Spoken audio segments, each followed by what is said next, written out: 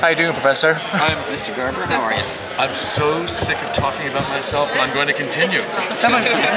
Well, we can talk about anything else you want. No. Let's talk about you. Yeah. Okay, well, what would you like to know? What are you doing here? Well, covering junket for your show. Are you having a good time? Yes. Okay, good. So, now you're being part of this comic book world now since season 1 of Flash, and you and Robbie Miles fire some in general is just awesome.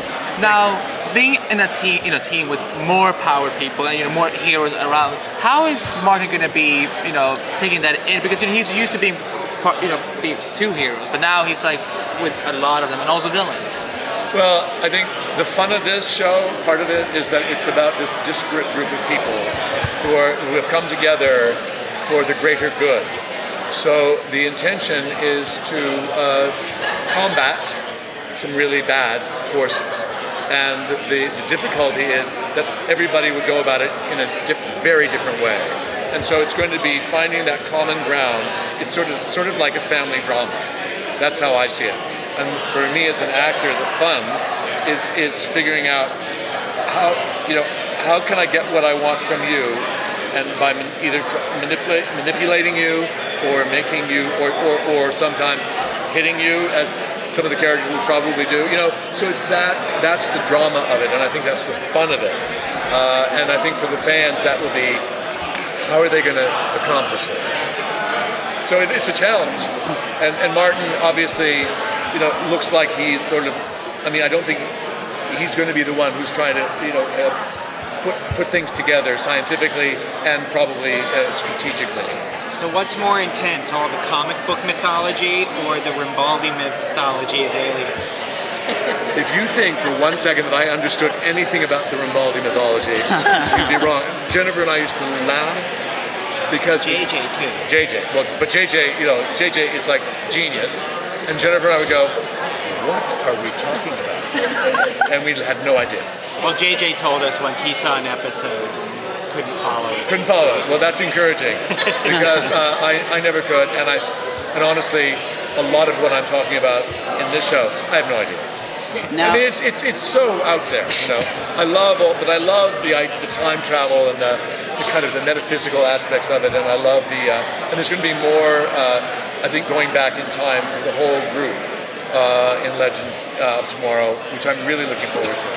Do you take the character as you find him on the page, or have you actually sat down to read the broader kind of DC mythology? Will you think less of me if I tell you I haven't? That's okay. It's every answer is about it. Every question's about it. Okay. No. Here's what I do. I wait for the script, because reading about it just gets confusing. Because we're not doing the comic book. We're doing a compilation of things from that world. And I wait for the writers to tell me what it is, and then I determine how I want to interpret them. So based on the Flash, So based on the Flash, do you see your role in Legends as more of a mentor role to the whole group? I don't see it in any particular way, but I think it certainly could be that. I think the fact is that I think they cast me for partially because that's a comfortable place for me to be, and because it works with my age and the way I come off in life. And so I think that's probably going to be part of it, I think, without question, as it already is in The Flash. And the way it's developing even in the first season of The Flash, season 2, first episode of season 2, that's already becoming apparent. So yes, I think, a long-winded answer to your question, probably, but I also think that it will be, I think he's has an ego and an arrogance about it that I'm hoping will be mined, because I love playing those parts. We saw a little bit on the Flash in the finale that he made him as a mentor in a way to Eddie, for example, before he, Yes. went away. Will we see him maybe as a mentor figure to some of these other characters on Legends? To Kendra? Yes, without question.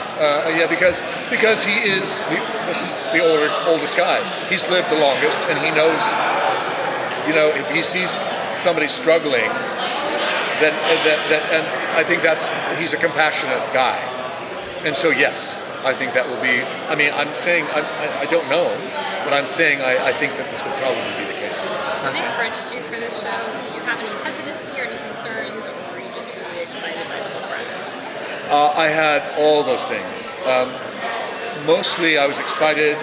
The idea of it was sort of very flattering because I respect these people so much, and because I love The Flash. I love the people so much on that show, and I mean, I think they're just all extraordinary. I mean, Tom Cavanaugh and Jesse Martin are friends from New York, and I just marvel at what they do. And then Grant is a wonder. He's just he's insanely talented. It's annoying how talented he is. So that was part of what I wanted to do. But then the spin-off was a shock, and also I thought it changed. You know, I had to move to Vancouver. So that was the biggest concern, frankly. If this had been New York, I wouldn't have given it a second thought. That's supposed to be lovely. No, I've been there, and it's there, and it's lovely, but it's not New York.